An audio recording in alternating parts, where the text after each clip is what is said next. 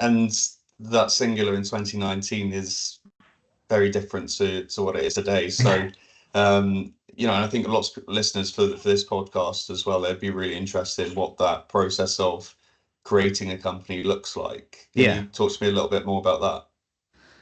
Well, yeah, I mean, there's lots of different stages of it. So, the first thing was you have to figure out what problem you're going to solve, and this is true for biotech companies as well. I think it's something they sometimes miss is that a lot of biotech companies and other technology-driven companies start because they've invented something, Right. which yes, that's a good thing to do, but you've got to then figure out, well, what problem are you actually solving, or what gap are you filling, or what is the reason for your company to exist beyond the fact that you've invented this thing.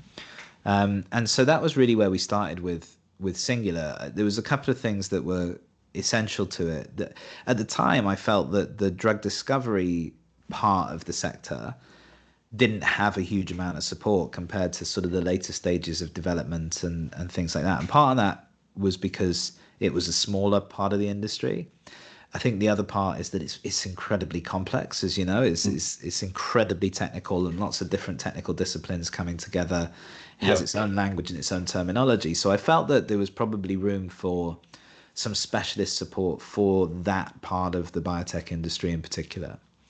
But also, I kind of had come to the conclusion that the challenge that companies were facing when it came to talent acquisition had changed. Like you've got to bear in mind when I started in recruitment, this was 20 years ago almost.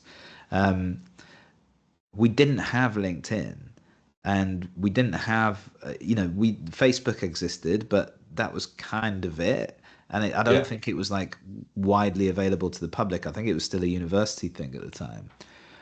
So what recruitment businesses were selling and search businesses was access to talent. Like we had databases of 1 million candidates. We had hundreds of thousands of pounds a month of budget for job advertising and things like that. Yeah. So we were able to find and contact people that companies themselves couldn't find and contact. And that still today is the way that a lot of companies recruit. That's they set themselves up to solve that problem by posting adverts and by putting things on their careers page and posting stuff on LinkedIn and that kind of stuff. It's also the way a lot of agencies still recruit, or they're starting to change. But by 2019, that wasn't the problem we had to solve anymore. LinkedIn did exist at that point. Yeah. So, some people were still more difficult to find than others, but you could pretty much find and contact most people.